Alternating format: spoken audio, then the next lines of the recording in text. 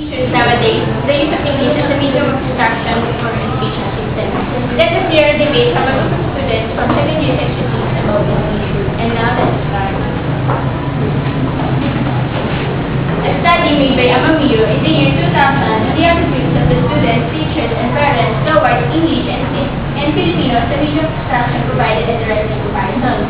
According to the results of the study, students and teachers prefer the use of English as a medium of instruction, with the teachers finding English a more comfortable language for explaining ideas and concepts. Teachers further noted English as an intellectualized language and a valuable tool to source information technology. However, parents prefer Filipino because it is the language in which they can think and express themselves, and it is the language in which they understand and which through themselves can better understand. Education Secretary Ramon Takani still cites the implementation of EO 210 in school due to his belief that it will have increased the number of English proficient students in the Philippines. However, some of the educators still believe that the use of English in schools will only put students at a disadvantage because English will slow their intellectual development, it will alienate students from their cultural heritage, it will weaken their emotional security and self-worth, and introduce the complex situation below the class. Teaching English as a medium of instruction doesn't mean that we have to forget our native language. Though English is given much time, focus, and priority, Filipino is still considered essential. The argument of whether or not English should be a medium of instruction may still endless. But in some other countries like Japan, teaching English has become a billion-dollar industry, and the same scenario is also happening in other East Asian countries. I don't agree that teaching English is a medium of instruction is one way of keeping one people on with others. We have to accept that today is a year of globalization. We can only keep ourselves so competitive if we raise our standards in English competition. Other nations are spending huge amounts of money just to learn this language, because they know how important it is to acquire language for their own existence. Yet, there are still room for their sense of nationalism. My bottom line here is, we just simply don't lose ourselves of nationalism just by learning, improving, and mastering English language. As a matter of fact, improving ourselves in this field means helping our country to prosper more, and that's the true spirit of nationalism. According to Bernardo Villegas, the youth have all the chances to speak and listen to the Filipino language in their day-to-day life, at home, with friends, going to the movies and more.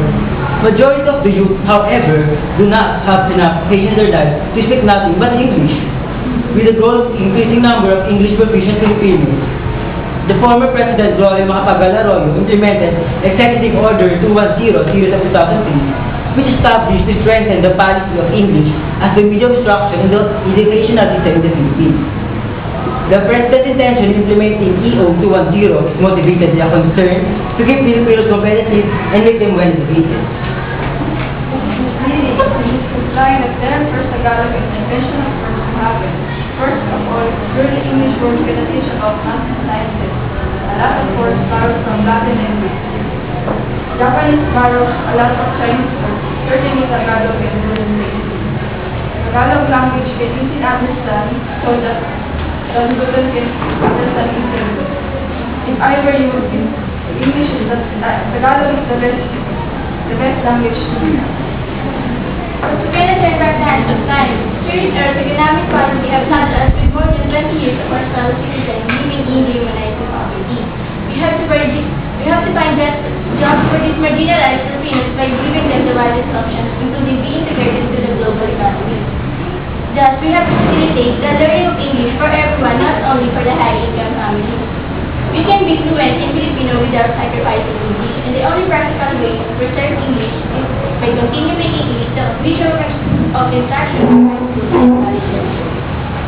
In a joint statement issued and circulated in the intellectual community, we said that the President declared the constitutional provision, Article 14, Section 6, specifically directing the government to take steps to initiate and sustain the use of Filipino as a medium of official communication and the language of instruction in the educational system. Another piece of cited is the President's statement on his plan to say an scientific and modern education schools that prove that the child is faster in reading. These learning principles have been validated and studied to the experiment implementation of the bilingual policy in the educational system. The Iloilo experiment in 1960s showed that the Filipino youth learn faster and better in the native language. The ECHO report in 1998 said that test results that high scores obtained by those who study science in their own language, like the Japanese and Korean children. Teaching English has become $1 billion in Japan. Same thing is also happening in other education countries.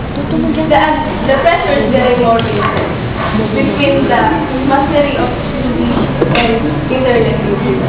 There is a very high correlation between the mastery of English and internet usage. Each language community is proud of its territorial identity, but English alone succeeds to unite us as Filipinos. One of the primary education has to be done is in the mother tongue of the children, who of themselves never studied in their mother tongue. They studied English if their children or grandchildren are products of English medium of instruction. They do not preach others what they do not practice themselves. While in Visayas and Mindanao region, vast majority of locals there do understand Filipino language, besides Filipino is the official language of our nation. Well, in this context, Filipino language should be used throughout the Philippines. Now, everyone will need to have a great confidence in English to be competitive in globalized world. But educators or those who have done education research will disagree that this goal will be achieved. If we remove English as a medium of instruction in our schools, it is certain that the lower income students will never learn to speak English well. The children of well-to-do will find alternative means of innovation and thus being exposed to English in their normal life, at home, with their peers, through television and video programs. Then, we shall work in the inequity and economic opportunities because there is no doubt that those who are fluent in English in this shrinking world of internet and free trade will have value employment and entrepreneurial opportunities. English must be maintained and accepted. It does not necessarily mean that if we remove English as a medium of instruction in our schools, we are disregarding our mother tongue. But instead, we are preparing ourselves to the world, which is the world of business. If we are going to be stuck up with one language, then we will not be very competitive and productive. So for me, English must be maintained as a medium of instruction in our schools. English is not the first Filipino language. Hence, it is a language, foreign language, and such foreign language can be treated as this foreign language. If I were you, I teach in English, I teach in Tagalog, other than in English. Why? My answer is very simple. I want them to learn unnecessary obstacles, language barriers. I want them to speak, I want them to